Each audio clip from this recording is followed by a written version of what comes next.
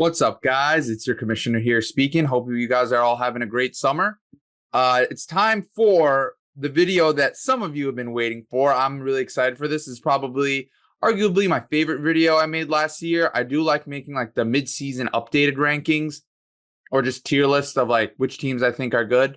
Uh, let's just jump right into it. Before I analyze the teams, I want to do a couple things that I noticed over the summer, or not necessarily the summer, just post draft.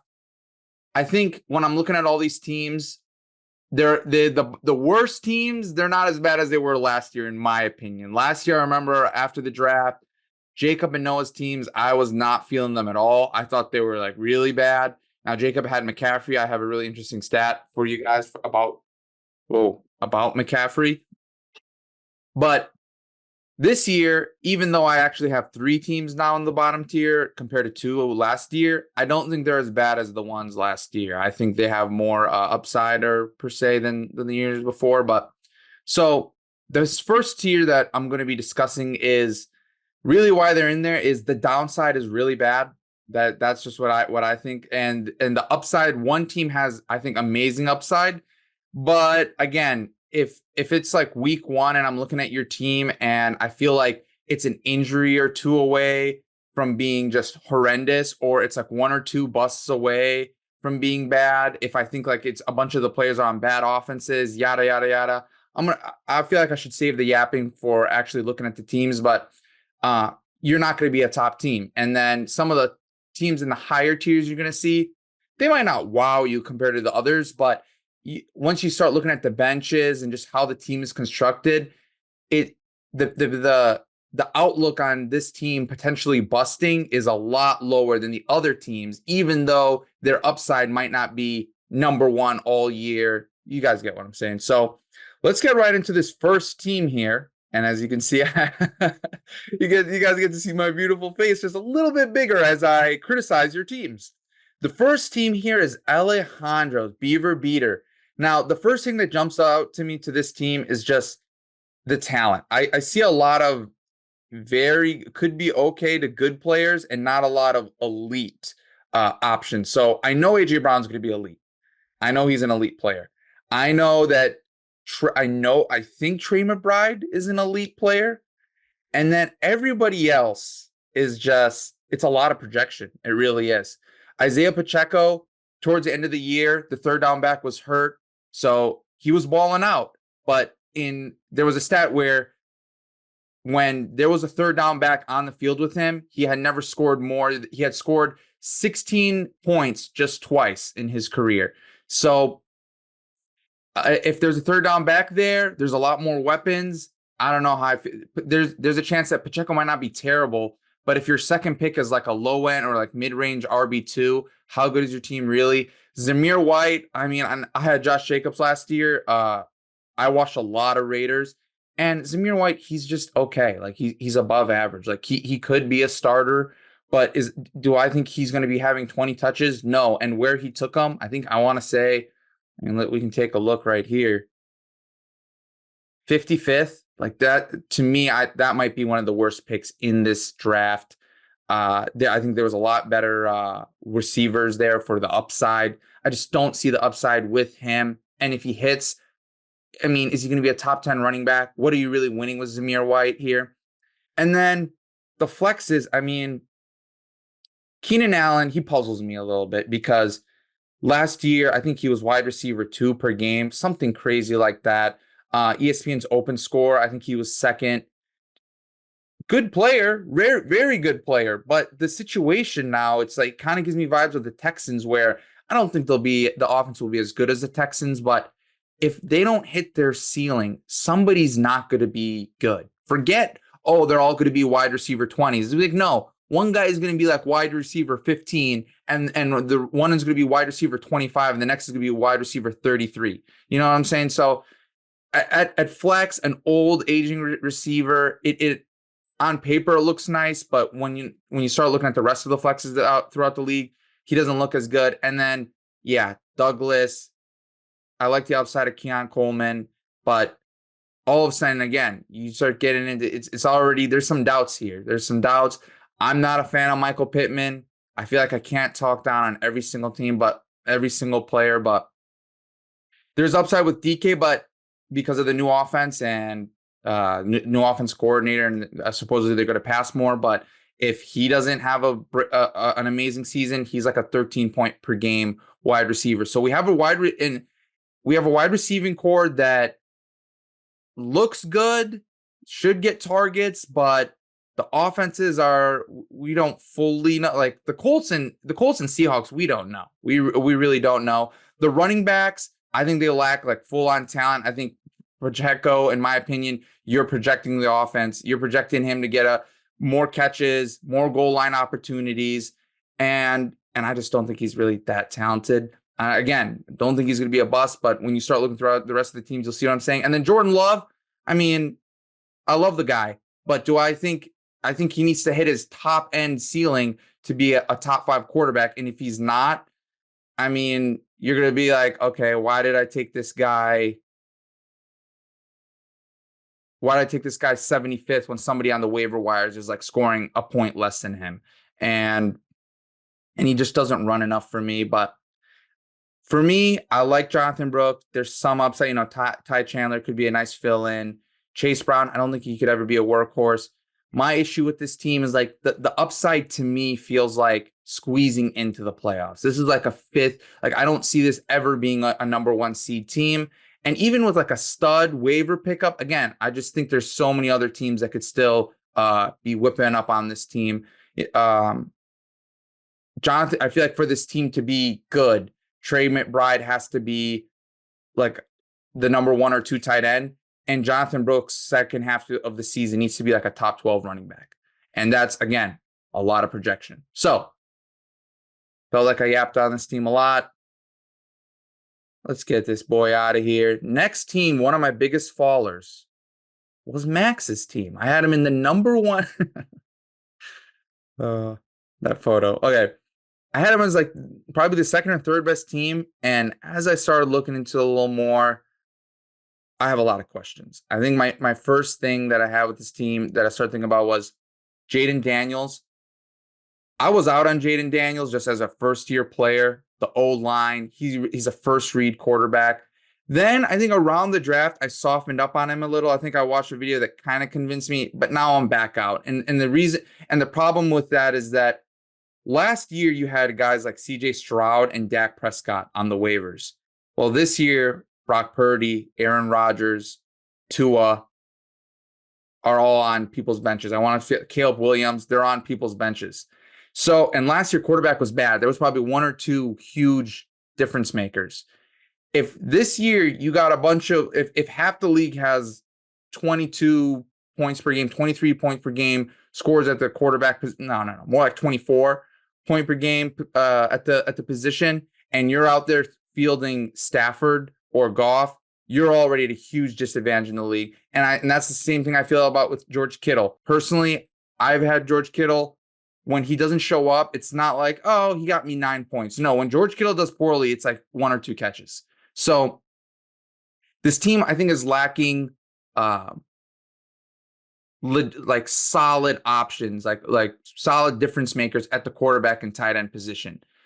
I just think when I see Jayden Daniels, I think of Justin Fields. Did Justin Fields win the Heisman? No. But was Jayden Daniels a better prospect than Justin Fields when he entered the league? No. Is his O-line better? No, they both have trash O-line. And I just feel like that Jayden Daniels could run a lot, and it's still not going to be a huge difference maker. And then when we go to the running backs, I like Taylor. I like Gibbs. Gibbs now has 3 hamstring injuries in the last 10 months.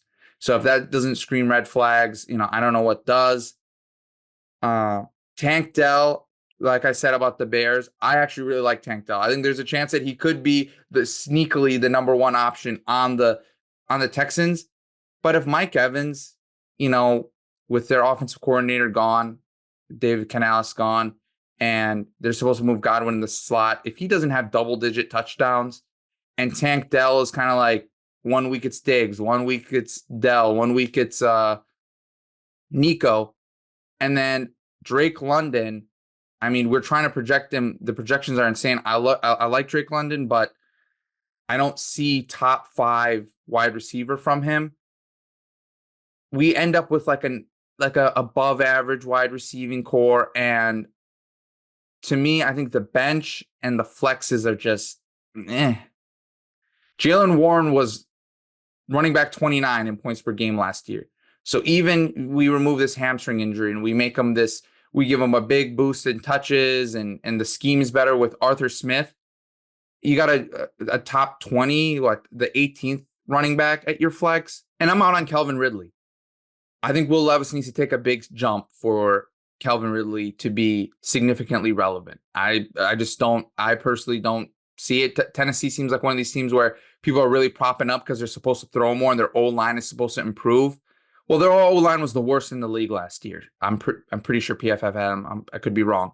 So even if they improve incrementally, I still think DeAndre Hopkins is a better player, even though he's hurt. So we're talking here as like the number 2. Ridley's like the number 2 option on his team, probably. Warren is probably the number 2, number 3 option because of Pickens. I'd probably say he's like the 2A, 2B on bottom half offenses. And then on the bench, I mean, if Mostert stays healthy, then I could be wrong on this team. But Wicks, for me, the upside is like a flex this year, like a pretty good flex.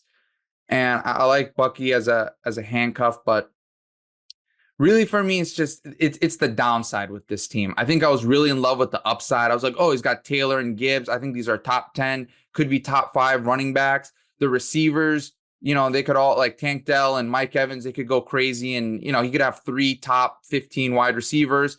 Kittle could go have a bunch of boom weeks and finish as top 5 again, because he did have the most receiving yards at tight end last year. But as I slowly broke it down, I was like, man, if Gibbs is going to have injury concerns, he gets injured, and Jonathan Taylor, it can be Jonathan Taylor. Let's say he's a top 5 running back. And Jaden Daniels has like quarterback up and downs as most rookies do. Where does this team, how is this team a playoff team? That's kind of where I'm at with this team. And again, like Alejandro's team, I feel like I'm projecting a lot, which is why I'm yapping so much. If I thought this team was solid, I'd be like, solid option, bang, bang, bang. Just, yeah, I don't want to go. I felt like I'm yapping too much about his team, only because I really want to see why I changed my mind so much on this team. Now, going on to the next one, we got the team that I'm most worried about being wrong about, and that is none other than, what's his name again? Oh, my bad, Tony. All right. My issue with this team, to me, when I first saw it, it just screams, oh, goes 5-0, then it's 5-5. Just depends on who's healthy, who's playing. This team, I just think it could have insane upside. Devon Achane, most efficient rookie running back season ever. There was a stat here by Ryan Heath about how players, running backs around his efficiency in touches, always get more touches the following year. And you pair that with Tyreek Hill, if he has the 2 best options on the Dolphins, that would be crazy. Here's the thing, though. I don't really like when you have a running back and wide receiver on the same team, unless they are the number 1 options. But it doesn't hurt being on the Dolphins, having those options. But then I got age concerns with Diggs. Did he really fall off last year? Jaden Reed in the slot. When Watson was on the field, he wasn't balling as much. Age with Connor and Hopkins. But I think I'm picking holes here. Even Kyron with injury concerns. I think at their peak, these are all talented players. These could all these players could ball out. You guys know how I feel about Kyle Pitts. My issue is you lose DeAndre Hopkins. You got Achane and Kyron Williams, I think, missed 9 games together if you combine them. I want to say around 9 games. Who are you starting now? You got Zeke. You want to start Zeke? Courtland Sutton, maybe he could be an okay flex. And then how are the bye weeks going to do for you? So I'm really concerned about that. You got injured. I mean, half your team missed multiple games last year. And simply put, I think that I could be really, if this team stays healthy, I think I could be really wrong about him. James Conner at pick 78 is one of the best values of this draft. I don't want to project injuries. It's just that this team, you give it 1 injury, 2 injuries, and now you're like, who are they starting? Who's this man starting at wide receiver, at running back? But he's got difference makers at quarterback and tight end. He's got arguably like Tyreek Hill. If he's the number one wide receiver in the NFL, nobody's surprised. So don't hate this team. But this is the team. It's just I'm most concerned about this team's downside. It's just that this upside is so. If I didn't believe in some of these players as much as I did, I'd probably have them last. But as you guys saw with the last two teams, there's just a lot of players I'm just like on. So now we're going to the next tier. The next tier is whether it's upside or they're just kind of in the middle to me. I see a path for them to being amazing, but I think a lot of things need a break right. And they have some downside, but I just don't think it's crippling, where if they can make some trades and whatnot. And actually, speaking on trades, part of the reason why I had Max and Tony in the bottom tier is because I know they're not going to trade. And I am actually kind of putting that in this rubric here. If I know you're not going to trade and I'm really worried about some of the risk on your team, now we need to start projecting that, oh, well, in my mind, I need to project that you're going to pick up this amazing waiver player to help save your season. And that's just, it's kind of unrealistic. There's usually only one or two of those in the league. So, per year, if you exclude like midseason handcuffs. So these middle teams, I think they trade a little more. And I think they're more, they could turn their seasons around probably easier than the bottom three, even though Alejandro does trade. So I think it was Hunter. I had him at 7. First thing that jumps out to me, I love the difference makers at quarterback and tight end. I'm in on Patrick Mahomes this year last year, I think he was outside the top 10, I think, as a quarterback.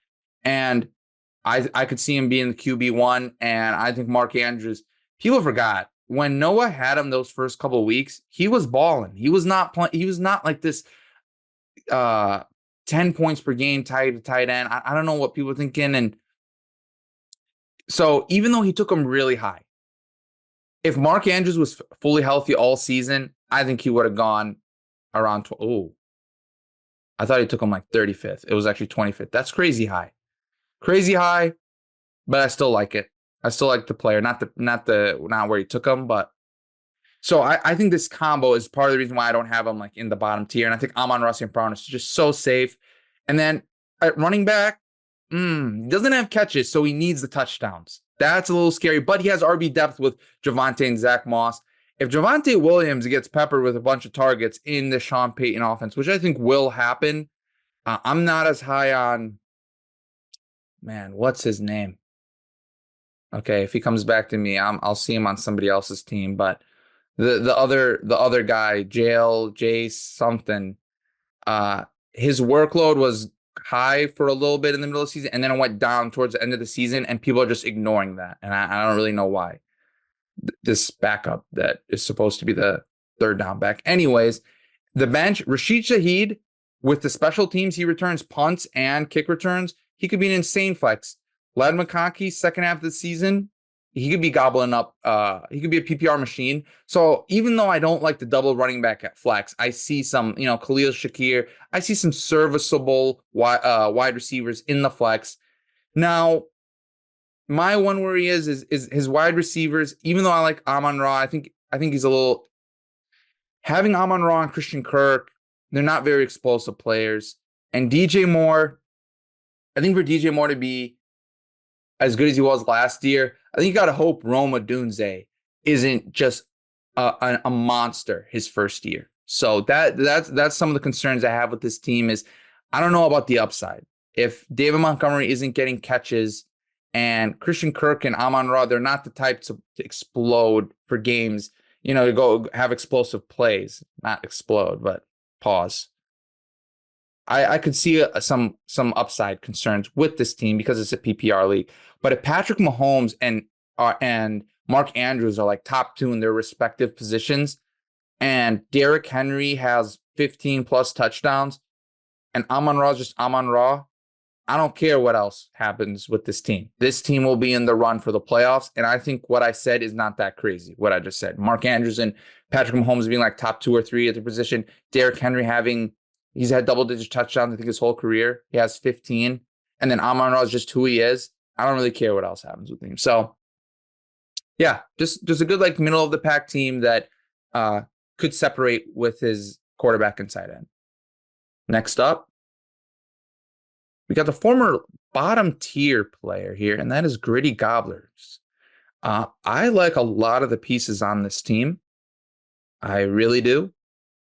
I like AD Mitchell has grown a lot on me just because I think he's been with Josh Downs out, he's gotten more time with the first team. Brian Thomas, there's been a lot of good reports about him.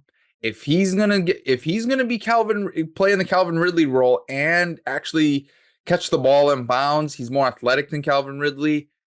There's some upside here. Jameson Williams, okay, and Addison not as much. I really like the upside of like these receivers on his team. Marvin Mims, it's kind of like it's like a great value Rashid Shaheed, not talent wise, but just in terms of like the role on his offense. But he's going to return punts and kick returns, so we'll see how that is at his second flex. That's one thing I'm kind of worried about. But having Jefferson and Puka, I think right there, that's the best wide receiver duo in the league. And years before, I'm not crazy about Rachaad White from a talent perspective. And I'm not crazy about James Cook from a situation perspective, meaning I don't know if he gets goal line touches. I don't know if the Bills are going to continue their run heavy approach from last year. But you know what? Nowadays, I'm like, I think both of these running backs could get there with their catches. So I'm not going to hate too much on this running back core. I don't think it's crazy, but I think there's some question marks with other running backs and other teams. And I think because his wide receivers are like these two are just so set in stone for me. Puka, I'm a little bit worried about injuries, but just from their opportunity, from the perspective of how much touches or targets they're going to get, I can feel a little bit better about these two running backs who I think they could get touches. They'll get a lot of touches. I just don't know what's the upside. I don't see the ceiling as much as some other people. I just don't think they'll, like years ago, I'll be like, man, Bucky Irving's going to come in and take over the whole backfield because Rachaad White analytically sucks. I'm not as harsh on players like that anymore as much as I used to be.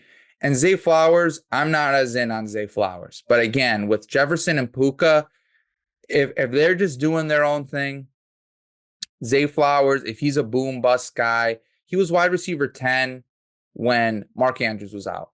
I believe Bateman's going to do better this year. I believe Mark Andrews is going to be healthier, and they probably are going to run more with Derrick Henry. So I don't know how I feel about Zay Flowers from a touchdown, like end zone. He's not a big guy. I don't see many end zone targets come from him. Same with Evan Ingram. Does not get a lot of end zone targets. And then Swift, he's kind of, I think, a big X factor here. If Swift kind of felt like I don't know if he was being phased out or the offense just broke down last year. If it was Swift second half of the season, the upside here is not as much, even though I know he has Lamar, but Lamar kind of reminds me of a George Kittle really at quarterback. When he hits, it's like 40. When he's off, he has like 13 as a quarterback. I've noticed that before. I'm sure you guys all have noticed that as well. But if Swift is like how he was the first half of the season last year for the Eagles, then this team's looking a lot sexier. And same thing with Brian Robinson. I'm not going to talk too much about him. I think he's a good like fill-in running back that he could maybe trade. But really, it's Swift, J-Mo, Brian Thomas, and I think AD Mitchell's kind of a big sleeper. These guys, if any of them second half hit in this flex and you put them in right here, or you can make up for Zay Flower not being as consistent, I'm liking this team. Even though I got them 6. But as you can see, as we're coming up here, got some teams that kind of give me a chub. Stawera.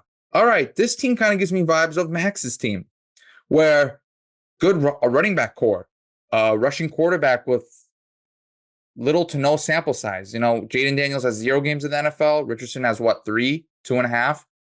And then wide receiver core that is either old or questions if there's anybody really that could be top 5 on this team. Excuse me again. I don't know what's going on here. But the big X factor here, I think it's pretty obvious. It's McCaffrey. That stat I want to tell you guys about. Last year, 70% of teams that had Christian McCaffrey in PPR made the playoffs. If Christian McCaffrey is even 80% of what he was, last year Christian McCaffrey had 100 points more than the RB2, Breece Hall. again, if he's 80% of what he was last year, I mean, this team is going to be in the running. That's just how I feel. Like I'm not feeling good about his tight end. I'm not feeling good about the bench players for me. Miss me with the Jalen Polk hype. I'm sorry. Just, I can't. On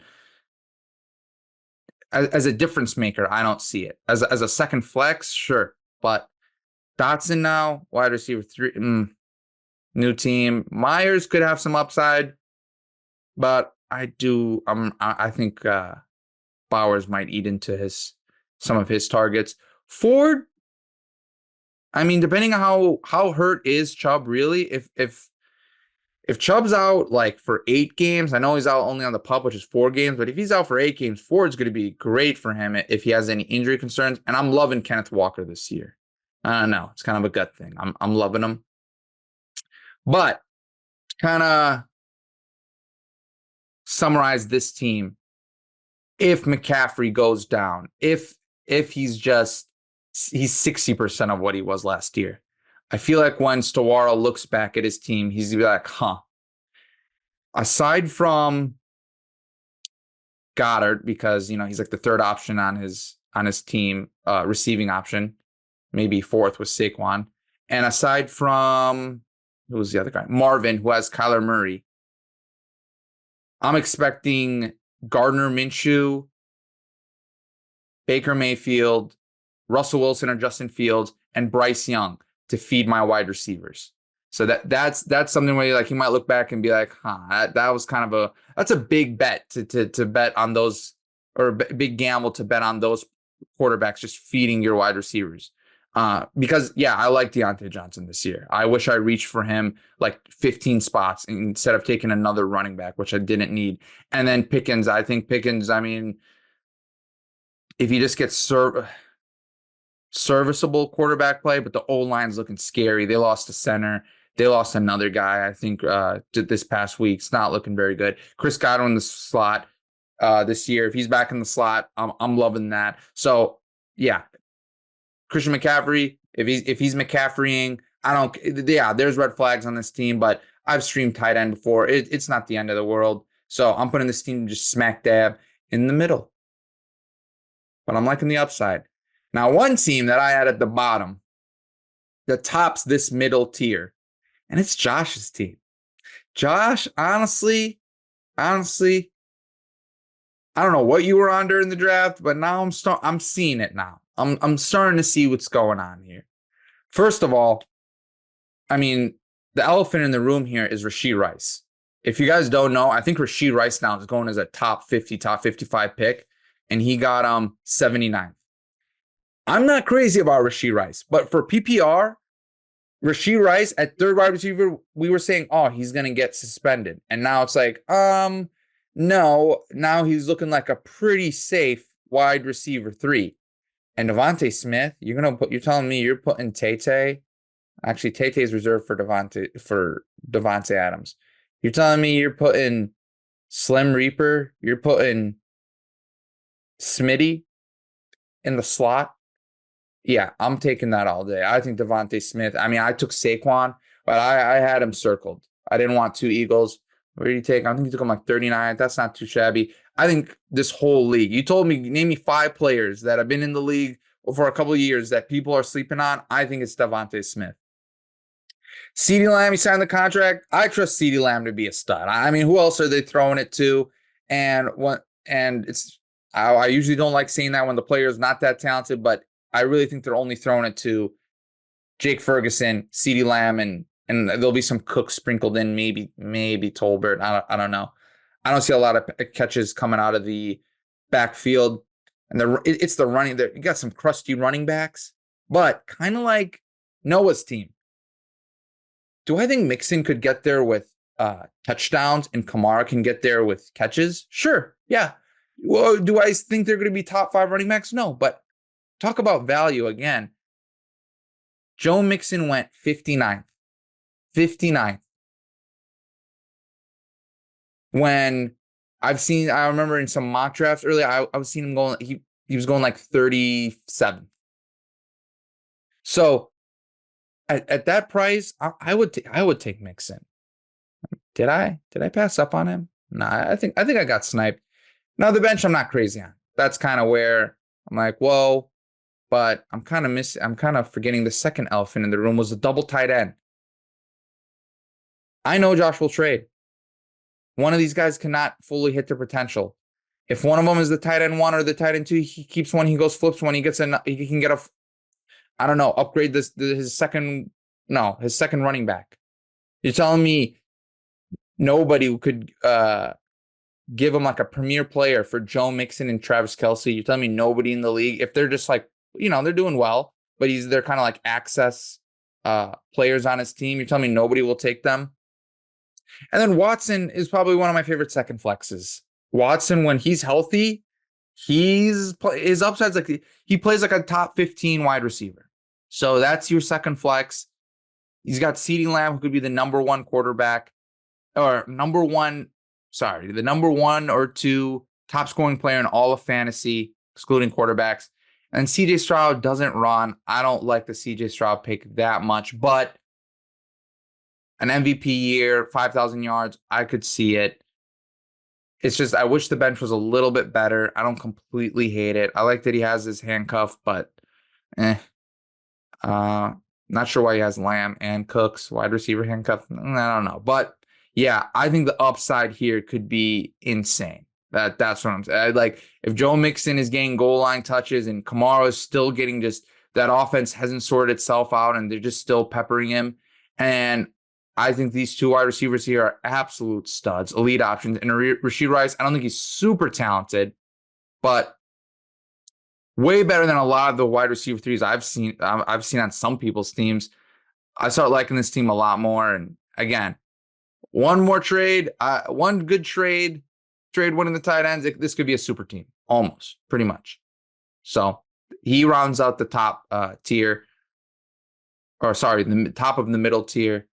We're moving on here. We're moving on to the top tier. The top tier, I would classify them as, I just don't see the bust. I don't really see them like 8th place, week 6, unless like catastrophic injuries or like they're like last in points or they're first in points against. So everybody's going off on them. And I think that they're one waiver pickup from being one amazing waiver pickup from being a super team, one trade from being a super team.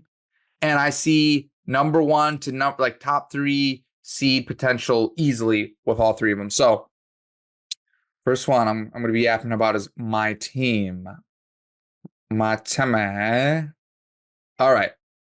So my strategy for this draft was, obviously I was willing to mold depending on how everyone else was picking, but I wanted 2 elite running backs because I don't believe in all these later round running backs. I just feel like every year I feel like it kind of shifts where one year, we get Kyren and all these, Kyren and Achane and Raheem Mostert. And then the next year people are like, I'm just going to pick up running back late and I'm going to take all these wide receivers. And then there's like one good waiver running back.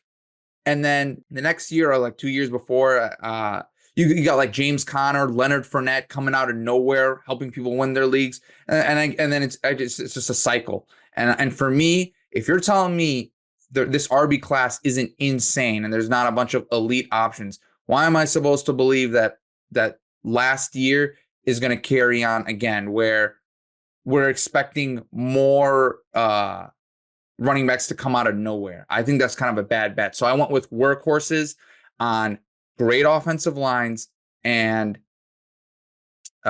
just projectable good offenses. And then the wide receivers, here's a couple stats to defend myself. Or I don't like the Brandon Ayuk pick anymore. I really don't. Players that sit out that long usually don't have their premier season. But last year had the most efficient season on the amount of targets he had in NFL history. Usually I would bet for a regression except unless you're first all time. If you're first all time, that probably just means you're sick, which Ayuk is. You take the two games last year where he played like 50% of the snaps. I think he left out hurt or whatever. He was wide receiver 6 per game. I think I took him like wide receiver 13. Neighbors, yeah, Daniel Jones scares me a lot, but I don't think he's Kenny Pickett level. I don't think he's Desmond Ridder level from the Falcons. I don't, or yeah, from yesteryear. I don't think he's Mariota. I don't think he's that level of just terrible quarterback play. And from what I've seen from Neighbors and how much I believe in him, I think he could, second half of the season, if he's like a Deontay Johnson with yards after the catch, so he's getting like 11 targets and he's a burner and can stretch the field. Yeah, give me that. Give me that all day. Ferguson, I wanted a better tight end. But second option in the offense. So I don't mind getting sniped. I got sniped a couple times. I wanted McBride, I'll be honest. And then I wanted Pitts. Didn't work out for me. But the flexes, I mean, T. Higgins, and I had Marquise Brown. Ramondre is supposed to be a bench player. I mean, T. Higgins before last year has been no worse than like wide receiver 16. I think in the 2 years, if you exclude his last year where he was hurt and then his rookie year where I think he was like wide receiver, top 20 receiver, something like that. He's been like in the top 15. Waddle before getting hurt last year, wide receiver 6, wide receiver 7, and wide receiver 12. So even though I don't have an elite, like I don't have a top 5, there's a chance that Higgins, Neighbors, Waddle, and Ayuk, I could have 4 top 20 receivers. It's just going to depend on Saquon getting the catches and not getting tush pushed too much. And it's going to depend on Kyler staying healthy and Ramondre just give me 13 points per game. Just give me 13 points per game. And then these flexes, we'll see how they go. But I think they're a lot more fleshed out than some of these other benches where I don't know if their upside is giving you a week. Where these weeks, I think I'm going to get several weeks out of some of these players. Number 1 option on the Chargers projected. The number 2 option, that's what they're saying in the receiving core for the Colts. And got my handcuff for Bijan. I think Bijan could be the number 1 player in all of fantasy. So that's why I took him. I'm blabbering here, but I wish I kind of took Breece Hall. I didn't think that Drake London was going to be where he was at. I didn't think he'd fall to me at like my 3rd pick, right? And I took Ayuk. I really wish I went Breece Hall and then took Drake London. But I chose Bijan over Breece Hall because he's supposed to have a way better schedule and better O-line. So, and then my win con here that I just want to blabber about.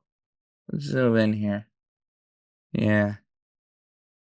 Big Booty Brock. I don't know how he didn't go higher after all this hype with Laporta from last year. I know he's got Adams in his team and on his team, and the quarterback situation doesn't look good, and they're supposed to run a lot. To me, this guy is not like Kyle Pitts. Kyle Pitts wins by his vertical threat and just a physical freak, and I think it's a curse because people see him and coaches see him and be like, "Oh, dude, this guy's so much of a freak of nature. We're gonna put him on the corner outside." That's not how Brock Bowers plays. All right, Brock Bowers, you give him 4 targets, see how he wins after the catch, how he plays after the catch. Put him in the backfield. I don't care. There's Jacoby Myers, Zamir White. I don't care. The O-line's bad. You give this guy 4 or 5 targets, 4 catches a game. I'll take it over Kincaid getting 8 catches, targets, whatever, all day. I'm so in on Brock Bowers, and I'm starting to feel like the tight end sucker. But I don't care. I'm so in on Big Booty Brock.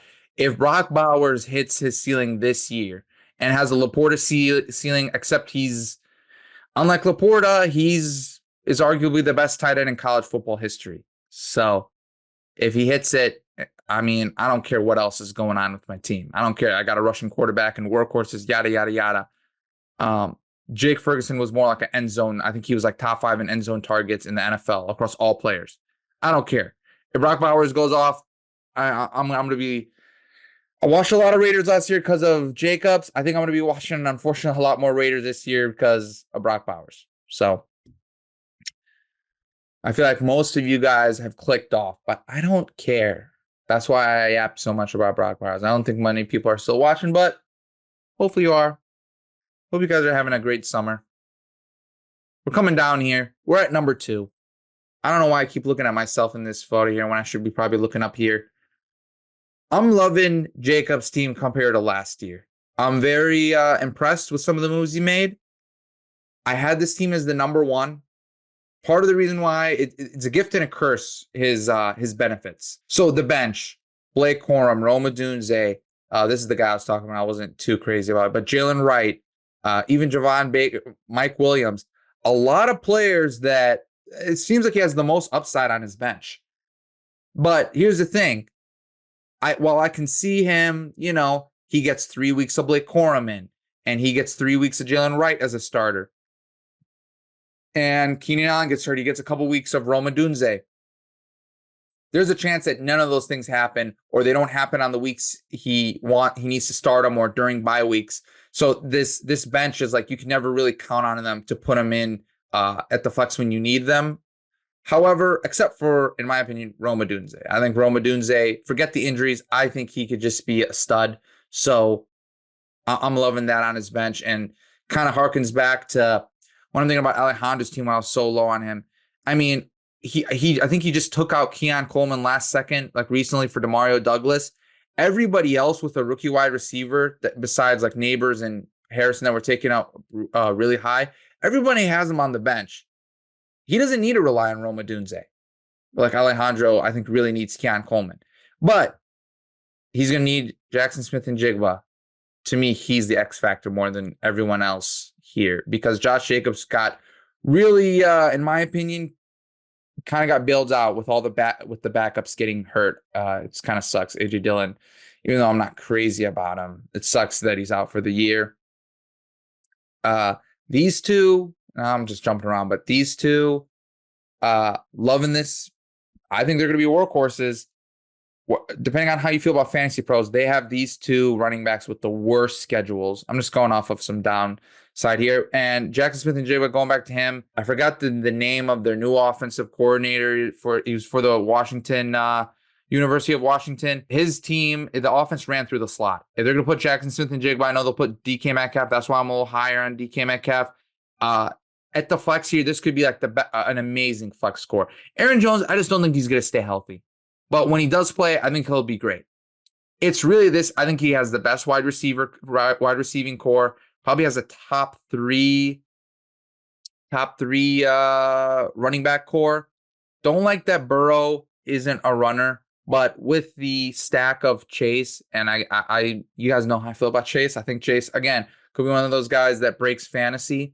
One of those like 3 or 4 guys that could break fantasy. For me, it is the bench. It is where this is one of those teams where, yeah, they can have some injuries. They can have some busts. But if you're telling me Kyron gets hurt and he can get a month of this guy, a month, I don't know, Javonte gets hurt or something, just a month of just plug and plays, this team can scrape in. That, to me, feels like the floor. So the ceiling is Nico Collins is the true one. Ayuk's having a down season, because he sat out all training camp and OTAs and everything. And Dalton Kincaid, I am a little worried about his upside. But listen, if he gets fed, if he gets 130 targets, 40 targets, sure. Yeah, I see this team being a top 3 team. That's kind of where I'm at. It's got talent. It's got volume. It's got a lot of teams on a lot of players on good offenses. Yeah. Just the bench, it's going to go one way or the other, in my opinion. That's why it's not number 1 anymore for me. The number 1 team, I'm ready to get hurt again. I put this guy in the top tier last year. Put him in the top tier again. Where is he? Greatest value. This robot over here just emotionlessly drafting. First thing that jumps out to me is the wide receiving core. If you include the flexes, I think this is the best wide receiving core in the league. In this league, I I don't like Terry McLaurin. I'm not that high on the Commanders, but at your second flex, I mean, him or Jalen Warren or him or Demario Douglas. You see what I'm saying? Amari Cooper last year had his best season. You're telling me this man's has a 1250 at his flex, 1250 receiver at his flex. So I don't really think there needs to be projection here because Terry McLaurin, even though I'm not crazy about the offense, supposed to have the best quarterback of his career, and Amari Cooper, he was balling out with Deshaun Watson. He was balling out more than Watson. This isn't a case like Njoku where it was more so with Joe Flacco. Now, even though I'm not crazy about Njoku, I mean, TJ Hawkinson week 10, if he's 80% of what he is, this is a win. You know, I'm not really that worried about his tight end. And to me, that's his weakness. It's just really the tight end, but it has insurance. And okay, actually, I should say, and his running back, but I'm into Najee Harris this year. This is the 1 year I'm into Najee Harris. 89th overall. Man went 20 picks after Jalen Warren. So he really was getting a lot of value here. A lot of value. Josh Allen. So he has one of the big separators or big difference makers at quarterback. Breece Hall, could he be the number one running back? Yes. And then these wide receivers here, I mean, it's targets galore. Targets galore. I don't like again, I'm not a fan of the running back and wide receiver combos when they're on the same team, because when you're in the end zone, what? Is a wide receiver going to throw a touchdown to the running back? It's not happening. However, more so than the Dolphins, the Jets, I think, will be super concentrated, where it's literally going to be mostly Breece Hall and Garrett Wilson, unlike Miami, like on Tony's team, and for example, like the Falcons. Like why I didn't want to I could have taken Bijan and Drake London, but I really believe in Kyle Pitts. So I was like, yeah. So not the best thing, but it's. I mean, when you get Breece Hall at 9th, you can take having 2 Jets players on your team. Yeah, ninth is crazy. And yeah, I really don't know what else to say about this team. I guess it's just I don't see the bust options. Like, I hate their old line. They're supposed to have one of the worst old lines, but how is Chris Olave like a top 30 wide receiver at his second wide receiver? There's a lot of people who their number 2 wide receiver could just be could be a number 3, number 4. Chris Olave is, I mean, what did he have last year? He had 1,100 yards last year. So he's got just 1,000-yard receivers across the whole board here. Elite running back. The bench could be better. But he's going to get a month of Chuba Hubbard. So if Najee Harris doesn't crack it that first week, I think he has a workhorse in Chuba. And then Xavier Worthy, man. If Xavier Worthy hits, trade chip or an amazing flex. So, or I guess he could be a wide receiver 3. So yeah, I'm getting a little burnt out here. All right, I'm breaking a big sweat. This lamp is killing me. I'm gonna stop the share. Hope you guys have all been doing well. I'm probably gonna be doing like a quarterly season review. So we're gonna do like the first 3 weeks. Instead, I think last year I did like week 1, week 3, week 5. Now I'm gonna do like week 3, probably week 6 or week 7, and then the playoff hunt, and then that's it. Like end of season discussions. Because last year I did not do the end of season discussion. I don't know. I just kind of forgot, got lazy. But yeah, I'm really excited about this season. Once again, as always, like I said, I think these teams are a lot better than last year as a whole. They seem a lot more balanced. And let's just all pray that we don't get as bad of an injury-riddled season as last year. Hope you guys are all doing well again. I'm going to sign out. I'm running out of steam here. Bye.